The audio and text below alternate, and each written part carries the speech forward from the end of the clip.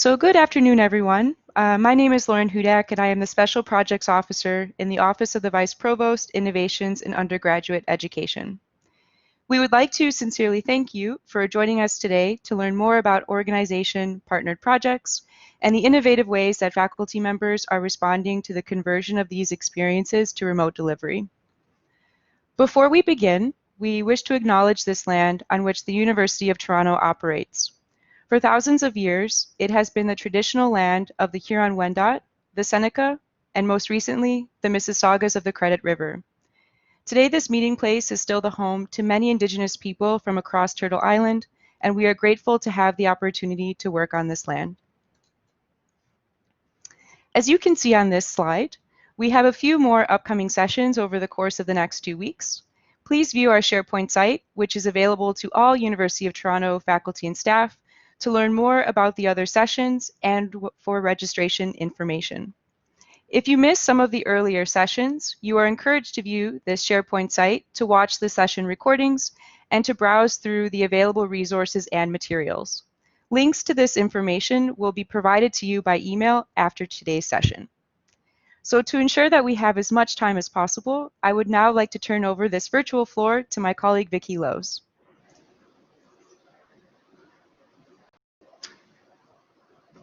Hi everybody, just 1 second, I'm just getting the slides ready here. Hi, okay, so thanks Lauren. Hi everybody, my name is Vicki Lowes. I'm the Director of Experiential Learning and Outreach Support in the Faculty of Arts and Science. I joined U of T about a year ago. I'd like to welcome everybody for joining us, and thank you to Lauren and Julian for inviting me to facilitate this session. I wanted to take a few quick seconds to just quickly acknowledge the work that Lauren and Julian and the entire, Lauren, you're going to be embarrassed, but I wanted to just acknowledge the work that you and the entire Vice Provost Innovation and Undergraduate Education team have been doing behind the scenes to pull together this series. I know it's been no small feat on a very tight time frame, and I know that we've had lots of faculty joining every one of these sessions to get tips as I start to prepare for the fall. So you can all just please join me in sending at least a virtual show of appreciation to them and their team. I think that we've all been very grateful. One of the amazing things about U of T is the depth of expertise we have across the 3 campuses and the resources we can draw upon. And I think you're really going to enjoy hearing from our 3 panelists today as we focus the series now on organization-partnered project courses and how we might adapt these types of courses in the current climate. So now I'd like to introduce our 3 panelists. So first we have Jonathan Hamilton Daibo. He's the Assistant Professor of Theology and the June Calwood Professor of Social Justice at Victoria University. Now, Jonathan has a long-standing history of leadership, Indigenous education, and community building at U of T. He's currently the Special Advisor to the President on Indigenous initiatives. He was the co-chair of U of T's Truth and Reconciliation Commission Steering Committee, Director of Aboriginal Student Services at First Nations House, and also Director of Indigenous Initiatives. So Jonathan's going to be speaking today specifically about connecting with communities remotely. Jason Bass is joining us. He's Associate Professor Teaching Stream in Mechanical and Industrial Engineering, and Jason coordinates the award-winning first-year design course for engineering students, which he's going to be talking to you about today. And he's also the Dean's Advisor on Indigenous Initiatives, and he's won Hart Teaching Innovation Professorship for his work to increase engineering engagement with Indigenous students and communities. And Jason is going to be speaking about facilitating student and inter-team engagement in a remote environment. And lastly, I'd like to introduce Olivier Saint-Cyr. He's the Assistant Professor Teaching Stream in the Faculty of Information and also a Teaching Faculty Fellow at the Center for Community Partnerships. And previous to joining U of T, Olivier spent 8 years working in industry on human-computer interaction projects with organizations like the University Health Network, IBM Canada, Atomic Energy Canada Limited, and he's going to be speaking specifically about his work to convert his hybrid course, so an online in-person organization partner project course, to an entirely online format. So each panelist is going to have about 10 or 12 minutes to speak, and then we're going to hope to leave at least 15 minutes at the end for roundtable discussion and hopefully have just some fruitful conversation. We look forward to hearing from other participants about the experience you've had as well. Until then, your microphones are going to be on mute, but if there's any urgent questions, this is quite informal. Feel free to just put those in the chat and we can address them as they come through. Sorry, I've just got to get this poll. Can somebody advance the slide for me? The poll's in front of my area where I can advance the slide would be great. Okay, so before turning it over to our panelists, I just it might be useful to quickly lay the foundation for what we mean by organization partner courses. There's been a lot of work over the past couple of years to define experiential learning. You've probably heard about the government asking us to report on how many students are participating in these types of opportunities. So this slide here really just shows some text that's been pulled from the Experiential Learning Hub website. So essentially what we're going to be discussing here today is really students having the opportunity to connect with external partners as part of a course. These could be partners from industry, community, the public sector, NGOs, and they could be for working on design projects, community engaged research, consultancy work, these kinds of things.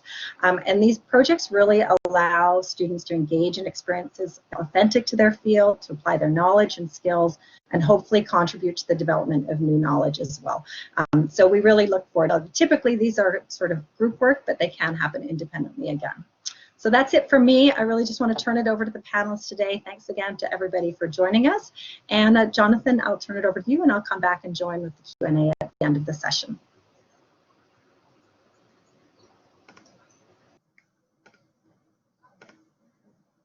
Okay, thank you, Vicky. Sego, I'm actually really I'm ecstatic to be part of this this panel today, to be working with Jason and Olivier, and also with Vicky Lauren. And again, I also like to echo my own appreciation to all the work that's gone in this to get us here today. In my area, what I'm going to talk about is really about how we to engage community partners, and I'll do a little bit of defining of how I view community and partnerships and how they work, just from my own experience. There was a bit of a descriptor about me, and just a little bit more. I've been involved with the University of Toronto actually for, I guess, going nearly 20 years now, but I moved over to Vic University last year. And in this, what I'm going to be talking about today is based on all the experience that I've had at U of T. My courses, and the course I'm also will be referring to is a community engaged research course that I started this year. So I'll be using some of those experiences, also with my other experiences as well, through First Nations House, and also when I was Director of Indigenous Initiatives. So just a snippet about me. I'm from Ganawage, so it's a Mohawk community outside of Montreal. I've been in Toronto actually since 1993, with the University of Toronto since 2000. And however, though, I'm from Ganawage, which is just literally across the river from Montreal, and that's where I grew up, and my family is still there. And so a lot of the things I will speak about, as I mentioned, will kind of be more from an Indigenous standpoint. However, do understand that when we're talking about community engagement, it's understanding the protocols of a community, understanding the protocols and the dynamics that happen in each community, and the diversity that comes in communities as well. And that's something I'm really going to talk about today. So from the one way I wanted to address it is defining relationships. I think this is key when we talk about community partnerships. What we're talking about is defining relationships, and from there, and I'll speak to why this is really important. And so one of the things that I'll be pointing out here is the what's called the Two-Row Wampum Belt, and what you see is pictured here is the belt itself. And it's actually held by Rick Hill, who is on the left-hand side, and he is elder traditional teacher out of Six Nations. In the middle, for some who may recognize, is Dr. Susan Hill, who is the director of the Center for Indigenous Studies here at University of Toronto. She is with Indigenous Studies and History. Unfortunately, I could not find out who the third person was that was holding the belt. But basically, what this symbolizes, or is actually saying, is like a treaty. We can think about it as a treaty. It's an understanding of how, I guess, the original relationships were supposed to be with Indigenous peoples here on Turtle Island or North America, and with those that were coming over from Europe, the newcomers at the time. And it was to understand that it's a recognition that we have very different groups who are now going to be sharing space, caring for the space, living with each other. However, the thinking behind it is, if you could think about the belt and you look at the direction, think of it as like a river. And then the two purple lines represent the traveling of the two canoes, as we think about two canoes. So one is of the Indigenous peoples, First Nations people, and the other of the new people who are coming over. And this was an understanding that we would coexist here, share the space, live with each other side by side, and traveling with each other going forward. However, what you would notice is that the paths do not cross each other. So it was meant to be in respect of we would govern each other our own way. We would not be imposing our own thoughts, our own ways of doing things on other groups. So that was the thought behind it, is that in one canoe would say, we're going to move forward, but this will allow us to live our life the way we've always lived it, how we govern ourselves and what we believe and how we communicate with each other and how we relate to each other. The other boat would be the same thing, that you still have the space to do the things that you want to do. However, one canoe was not to get in the way of the other canoe, was not to overcome it. Unfortunately, that didn't happen in the way it was set out to be. But this is kind of how I think about relationships and how I think about when we're working with communities that are not our own. This is the approach I take when working with community partners. Because when my own students or myself are working with partners, it doesn't always mean that I'm going to be understanding the community I'm working with. Even within the Indigenous communities, what you have to understand is that because there's a diversity in your communities, just because I'm Mohawk, it doesn't necessarily mean that I understand or I'm able to kind of jump into another community that's not my own.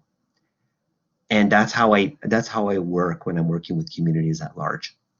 So I just want to kind of give you a sense of where I stand. That's kind of my starting point as I've worked with communities and move forward. Now, other nations may have other representations when it comes to building relationships. But I just want to represent the one. What I'm meaning by one Indigenous approach is meaning it's not the only Indigenous approach. This is one of many, but this is the one that I grew up knowing. So just the other thing that I wanted to share and talk about when we're thinking about developing, and particularly now we're in a new setting. The course that I was teaching, which was community engaged research, really was the opportunity for students to work with communities. Now, communities could be defined in so many different ways. Sometimes we talk about organizations.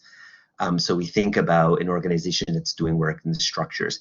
But sometimes communities are actually communities themselves. So if you think about First Nations communities, we're talking about kind of more of maybe a village or a town, which is a different kind of community. So again, the way I look at communities are very different. They can encompass different structures. They can encompass different ways.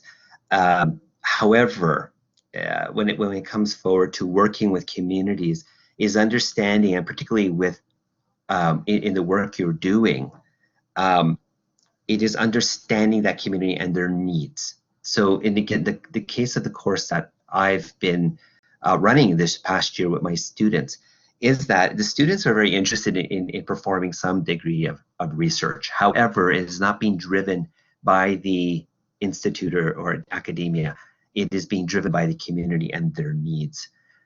So this is kind of the starting baseline, and that it's about a growing relationship. So it's not about just trying to think about how do we get students to just jump in and just do the work, but it's also to understand the structure that they're walking into, understanding they could actually change some of the outcomes if they start imposing their own way of thinking or what they understand or how they do research.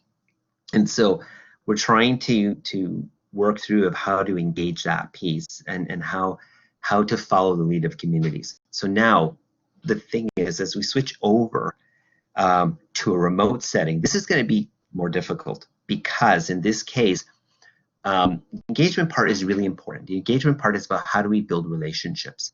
So to me, when it comes to working with communities at this point in time, a big change that I found was that we went partway through the student placements this year, that they were seeing people, they were working with community, and then suddenly it stopped and they had to go online and remote.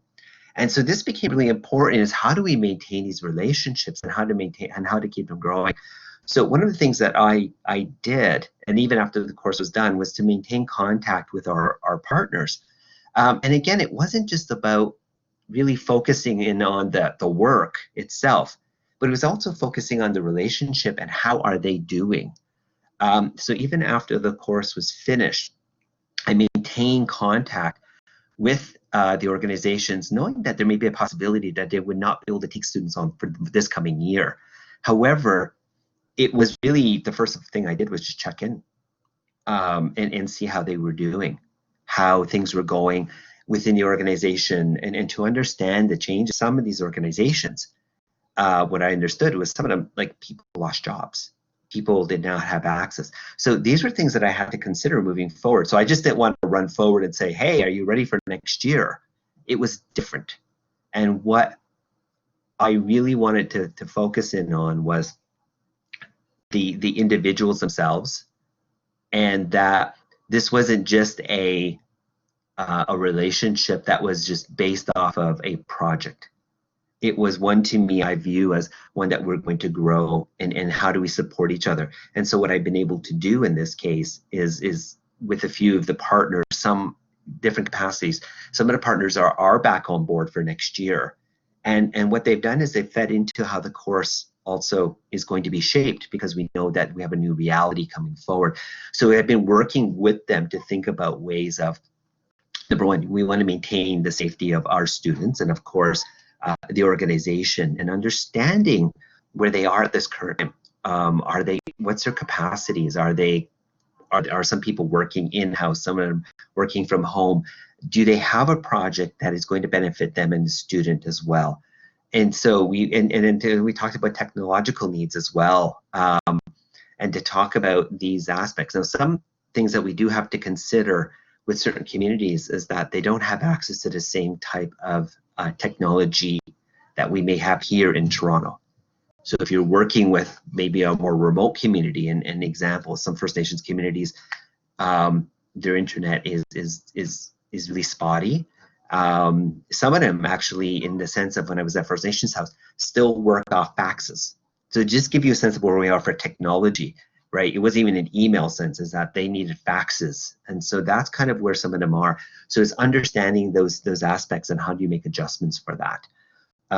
But in this case, it was also really about check in with the people and even talking with them. And even if it wasn't focusing in on that, that project for next year, it was really building a relationship and seeing how we can make things work.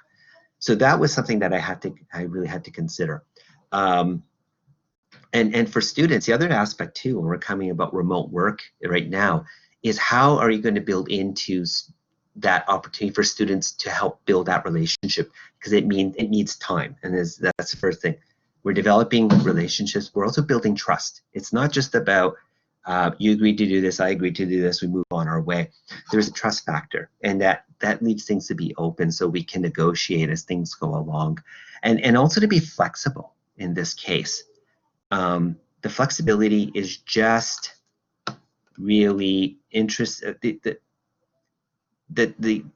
What we have to understand in these cases is that there are going to be things that are changed sometimes within the relationship. But if you got to a point that you build a relationship with communities, the best thing to do and think about is you've now created a space that you can make changes to it. And so I just want to be able to really hone in on that, is that the time is also needed on our behalf as faculty to build those relationships, and how do you do that?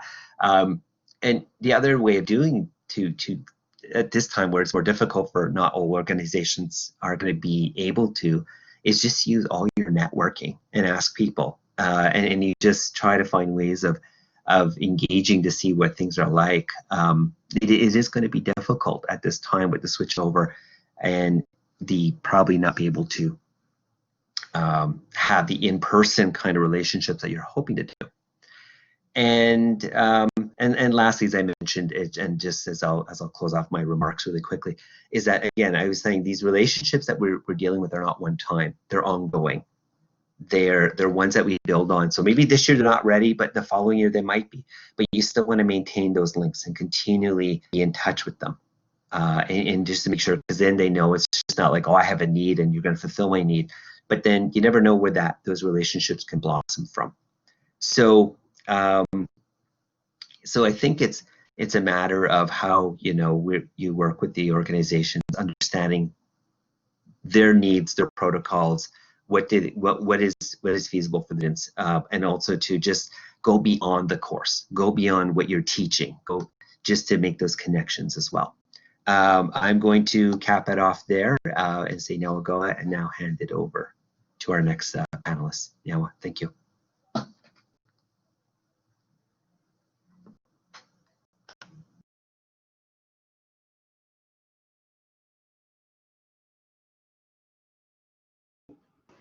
All right, thank you very much, Jonathan. I loved hearing about the two-row wampum belt. It just reminds me, I'm not going to be talking about the specific aspect of my course, but one of the things I'm doing is trying to train my very junior engineers to go into communities and people's space and not only be open about possible solutions, but open to what the problems that those people are facing and to listen. And that's challenging for young people who are very, very bright and sometimes feel they know the answer right before they even ask the question. So, all right. So my name is Jason Vaslak. I'm an associate professor teaching stream in engineering. If anyone sees if you need help, I'm the top picture, not the bottom one, but the bottom one. If anyone can you hear the song in your head when you see that? Did you grow up on Sesame Street? That's the one of these things is not like the other things song. So that's why I feel sometimes when I'm in faculty meetings. I'm an engineer by training, but I also have a master's in education. And my area of research is engineering education and generally speaking in diversity in engineering. So I'm a bit of an oddball, but I enjoy that. So, that's where I'm coming from. Oh, and okay, there. Okay, so what I'm going to be talking about today is my first year engineering design course. So there is this picture is half of my class. I have two sections, and there's three pillars in this course. One is design. I teach them engineering design processes and methodologies. I teach them how to communicate those things. And most importantly to this situation is I teach them about teamwork and how to work effectively in teams. Okay, so the course itself is a team-based course. The students are in teams. It's a project-based course. The students have, it's two courses actually. It's one in the fall and one in the winter. They lead into each other. And for each term, they have a different project, term-long project that they're working on. It's traditional in some sense for this type of course where there's lectures, fairly active in our new active learning lecture hall, as you can see here in front of you, and then tutorials. And the tutorials form really the backbone of the course. That's where the students are in their teams. They're working on these design problems for clients. So what are they working on? They do different things. In the fall term, I have what I call it design with training wheels. I come up with one project that is realistic but not real in the sense that there's no active client. And I call it design with training wheels because for the vast majority of my students, they really are not familiar with this, so they struggle a little bit, and we want to do that in a safer environment. So this is a project we did a couple years back, early detection of forest fires. So unbelievable number of drones were part of the solution because my students love drones. In the winter term, we switched things up. And instead of one project, there's actually one project per team. And these projects are for real clients. And part of the course is the students meeting with these clients, multiple times, first to determine design criteria, then to get their approval for moving forward in the project and things like that. And we've had some big success. So this is a project, if you saw some years back, they are retrofitting the outside of the Fisher Rare Book Library. My students didn't design that entire thing, but they were one of the first groups to propose that outer coating insulation for a problem with humidity in the Rare Fisher Books Library. And you can imagine humidity in a rare book library is a bad thing. So this is another one of my favorite projects here. This was a team of students. Actually, it was a couple teams, I think. And their client was a grade 3 class. And they were designing a digital makerspace for that class to use. And here's one of the cutest client interview sessions I've ever seen. So one of my favorite stories about this project is the students have to do a final presentation, a formal presentation to their client. And the team, one of the teams came to me and said, well, professor, obviously we're going to have to, we can't do a formal engineering presentation to a grade 3 class. And I said, well, why not? And they said, well, they're in grade 3. And I said, well, you need to do a presentation that is targeted towards your audience, but meets all the criteria. And they did. They went away and they did a formal engineering presentation at a grade 3 level. So it was an amazing feat, and I'm really proud of that team, and the other teams are involved as well. So that's kind of the course that we're dealing with here. And last term, we were running this course, and of course, the big change came, and it reminded me of that. If you had the cardiologist and the mechanic, cardiologist brings his car into the shop, it's broken down, and the mechanic's looking at it and determining what he can do to fix it. And the mechanic goes to the cardiologist, well, actually, doc, we're not all that different. I mean, other than you work on the human heart, I work on the engine. We've got to get things running, and it's not, our jobs are very similar. And the cardiologist says, well, yeah, but let's see you fix the engine while it's running. And that's what I felt last term was. It was us trying to design new courses, not just fix, but design a brand new course or brand new engine while running it. And we're driving 100 kilometers per hour down the highway. So at the end of last term, it was a bit of a scramble to try and pull this off. And I think we did a pretty good job. And I'm looking at the student comments. They were very forgiving in their comments and complimentary on our efforts. So now we're going into the new term, and so we want to do a bit more planning. The focus of what I'm going to talk about today is one big thing that came out of that is if we go back to this plot here, or this diagram, is on the teamwork. And we had a lot of trouble when we moved to online, as you can imagine. When they were in person, students were meeting weekly with their students with their peers in a facilitated tutorial and things like that. And it seemed to go well, but as soon as we shifted to online, there's a lot of struggles with keeping that engagement, keeping the team working and functioning effectively together. So that's one of the things I want to kind of address here. So,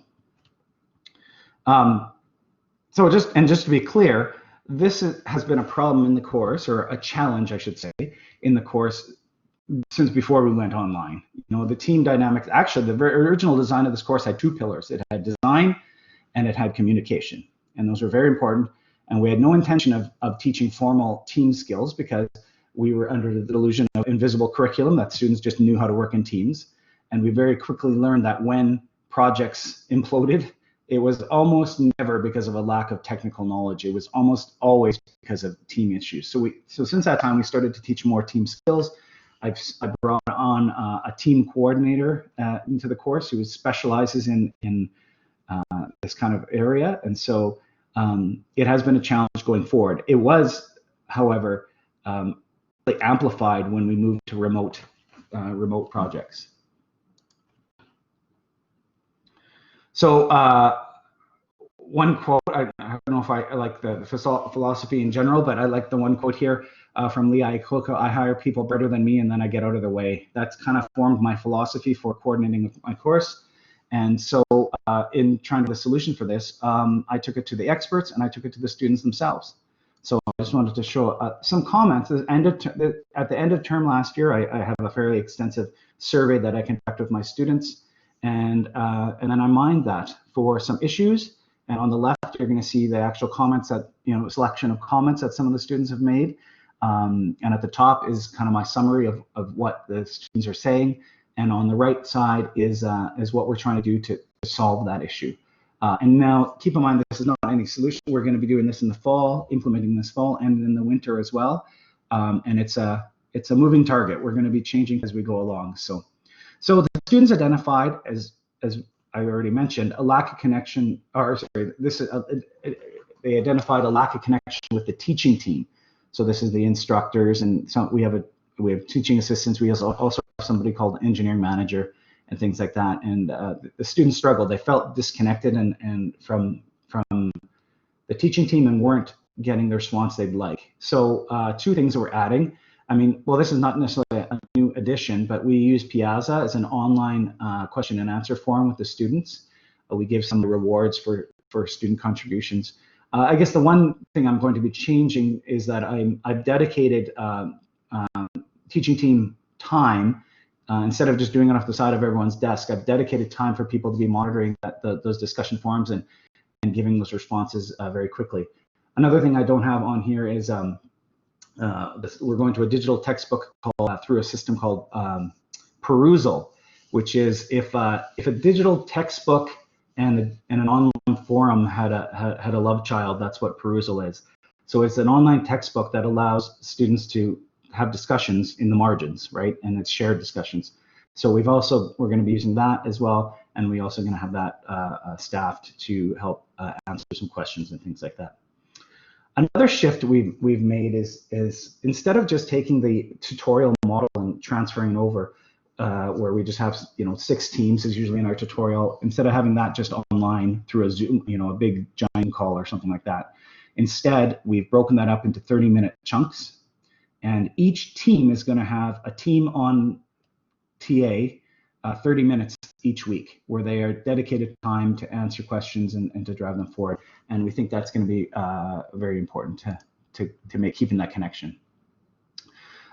Students, of course, report failing to self-motivate in isolation, and our solution to this is similar to the solution for the previous, is that we can no longer, we've determined very early on that we can't just say, okay, work on this project, we'll check in with you in 3 weeks or something like that. We need to do a lot more scaffolding coming up, and so we're going to do that through our weekly 30-minute team meetings with what we're calling supervisor meetings.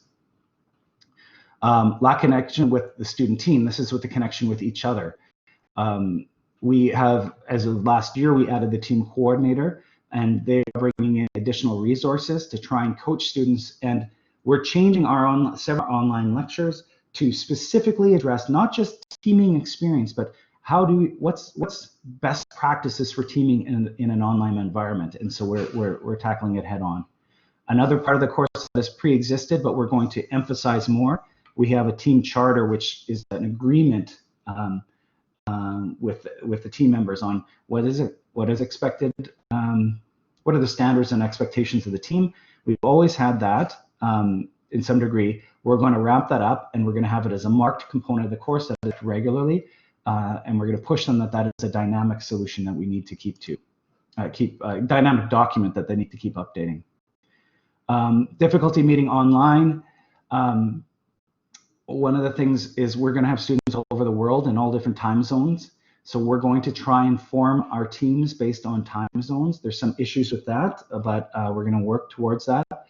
And by getting rid of the one set tutorial time and instead saying you need to meet for 30 minutes with your TA and then work that out, there's a lot more flexibility. If it works for the TA and the students that they meet at 7 a.m., they can do that, or 8 p.m. at night, or whatever it is. It helps a lot with our students, especially in an international environment. Some students lost motivation by the end of the term. This is also because of some policies that were put in place. But we want to address that necessarily, but a lot of the solutions are similar here. But basically, we need to put tools into the hands of the students to help motivate their peers to move forward. And so policies and things there. One of the biggest things that I'm moving forward with, and this is a little bit heavy-handed, but I based on poor experience last term, I'm going to do it. I'm going to put that the final presentations are a mandatory part of the course, and the student must participate in that.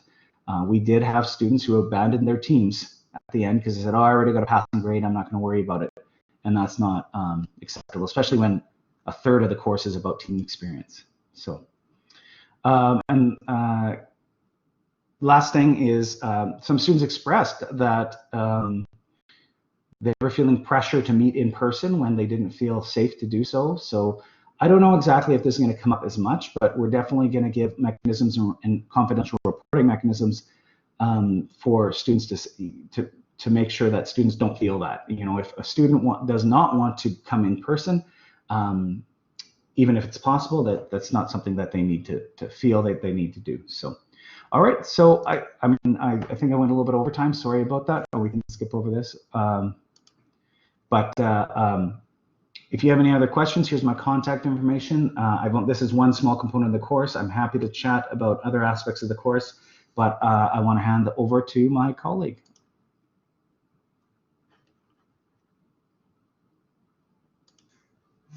Great, thank you so much, Jason and Jonathan. I'm just going to share a document here, so hopefully I'll be able to do this share screen application. There it is. Allow, so hopefully you can see this. So my name is Olivier Saint-Cyr, and I'm a faculty member in the teaching stream in the faculty. I teach in a discipline called user experience design. So, and I teach a community engaged class every winter semester, INF 2192, which is a graduate level capstone course in our master's program, Masters of Information program. So we have different partners every term for this project, and the class growing quite a bit. So last iteration of it in the winter 2020, I had 19 partners. The partners are a mix of external and internal partners. So that's one of the first thing I want to point out for those of you who are looking to get involved with community engaged partnership courses. Please do consider U of T as a potential organization, and of in U of T, there are hundreds and hundreds of different smaller organizations, departments, units, faculties, et cetera. Because I've had a great success with U of T and last 3 iteration of the course. They've been wonderful. We've worked for Chestnut Residence, Department of Philosophy, Accessibility Office, et cetera. So it's easier to reach these partners. Obviously, they're local. They're from our own kind of community. So it creates a great synergy, and it also addresses the need of some of the students who sometimes cannot travel, maybe to go to Scarborough or North York or Mississauga, have limited possibility of time with the partner being on campus. Then they can actually visit their partner. So typically my students do a user experience design project. What does that do? Well, we do a lot of website redesign. We do a lot of process redesign. We do user interface redesign. So, types of projects where there's an element of a user interacting with a computer system, either through a website or an app or a mobile device, where the client or the partner is aware that that interaction is not optimal, or could be better, or could be improved. So I'm not gonna lie, there's a majority, probably 80% of the projects that we do are website design. We work with a lot of community organizations, about 1/3 of them. Many of them, of course, you're aware of. I always select nonprofit or organizations. So many of them are strapped for cash. They don't have a lot of resources. So they may have had a website back in the days, they left it go for like a few years. It hasn't been updated. It hasn't been moved to a more sort of a better framework, and then now they're looking to get there. So our students have been helping quite a bit with that. So I just want to give you an overview of what my process was pre-COVID. So at around November, December, I distribute call for participation to the different partners. I do this through U of T distribution list. If I want to reach U of T people, I have a bunch of contacts that I use. I do this through the CCP, the Center for Community Partnership, also to reach external partners.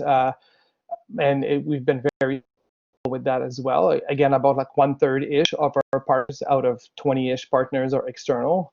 And then I also send emails always to the previous partners who have been involved in previous years, just in case they have more projects, so they have other people that they know, other organization that they would like to distribute the call to. So in week 0, which I consider to be the last week of December, I distribute the abstract project proposal to the students via Quarkus. So part of the project proposal participation, each partner has to give me a small abstract of what their project should be about, maybe like, around word-ish. And then I build a Quarkus page with all these different projects. And I put that online last week of December.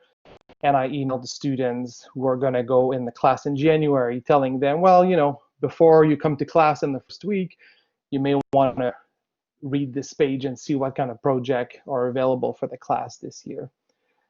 Week 1, we do a project selection. So each students make group. Fairly easy process for me. It's a capstone course. Students have been working together in the same program for 2 years. They know each other, so form groups fairly easily. I also know the students very well because I taught them 2 other times in the same program in year 1 and the beginning of year 2. And then I ask students to bid or select their top 3 projects. And then by the end of week 1, the TAs and myself assign each student to project partners. Of course, we take care of conflict resolution, and we see if there's too many students who want this project, then we sometimes to re-email the teams and ask them to like give me a 4th project or 5th project, but we take care of that in week 1. So by week 2, the students are ready to do an in-person kickoff meeting. This is pre-COVID again, right? So I always have stressed in the past, you have to meet with your partner in person, your partnering organization, at least once in the semester, and that would be the kick meeting. So they set that up, and then they go visit the partner at their organization, or the partner comes on campus, and then they set up that meeting. From week 3 to 5, students are mainly involved in research activities for their projects, and they do that. So they communicate with the partners through emails or phone mainly. Week 6, we have a in-person workshop. So this time is up the other way around. I invite all the partners to come to class, 1 or 2 delegates from each organization. And we do a design workshop, and we do a review workshop of the progress thus far, and then how the students have been managing their projects. Very, very productive sessions. It's one of the highlights of the course, like to have all these community partners in class. From week 7 to 11, students are mainly involved in design activities. Again, a lot of this is done remotely. They don't do a bunch of in-person in there. The only caveat here is that I do encourage students to run usability testing in my field, in my area of research, with users to test their design ideas. So this has been a bit challenging past winter semester, because this is when COVID hit at that point, like week 9, right?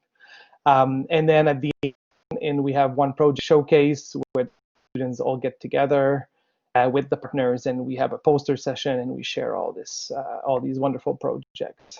And then in the April, the students are encouraged to deliver their project to their partners.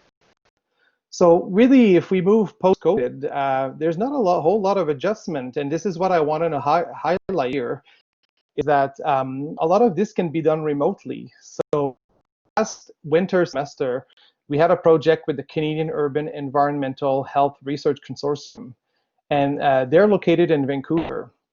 So the group who picked that project basically doing remote work, no matter whether it's COVID or not COVID.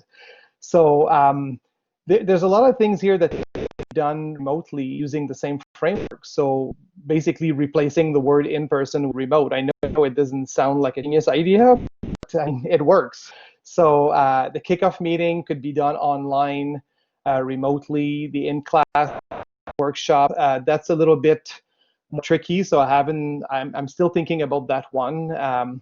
Luckily at the Faculty of Information, I have a full classroom here, which has a whole bunch of TVs and remote technologies and things like that. So, you know, even if there were no student in the class and I could be there, maybe I could probably use some of the technologies. I'm not sure yet, but that's the part that is going to be, to me, more tricky.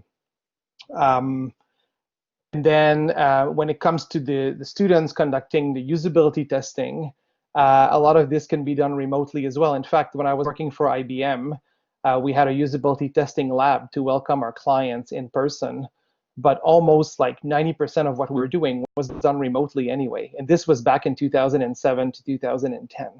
So people already had kind of then, well, there's no point of flying users from Texas to bring them to Toronto to do a bunch of testing and fly them back to Texas the day after.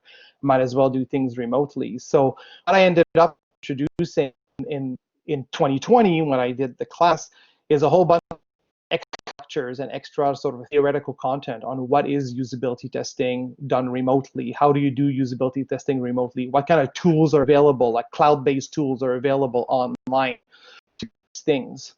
And the students were able to complete their usability testing session properly in the winter 2020. So this year, since we're going to be in COVID and we don't need to know that, but I'll prepare for that in advance. So I'll introduce these remote usability testing lectures towards the beginning of the class to kind of prepare the students and smooth them in. And finally, the showcase. I'm hoping this year we can it in 2020, but next year hoping to again, since now I'm more familiar with Zoom, some of these technologies, I'm hoping to maybe do something online when the students can all share their posters, or we can have a collection of posters that are already PDF'd, and then we can do like some kind of rotating showcases online. I haven't given a lot of thoughts yet, but I'm going to be working towards making sure that this year in 2021 we don't cancel the showcase. So I just wanted to present this model because I think it could be used by many instructors to do like a course-based project in COVID. Like I said, I was already using a hybrid pre-COVID, so the changes for me were not minimal, but not also extremely substantial.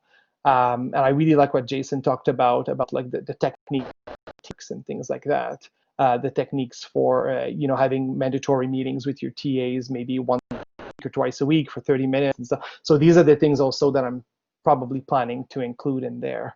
But yeah, so that's my sort of overview of what I've been doing and how I'm planning to move my courses in the winter 2021. Thank you.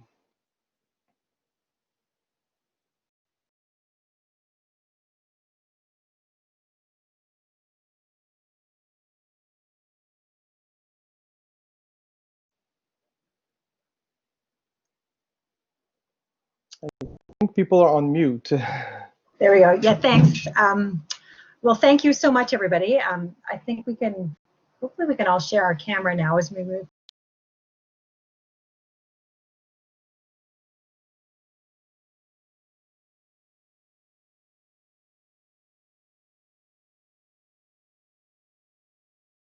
Programs and courses and apply to their own context.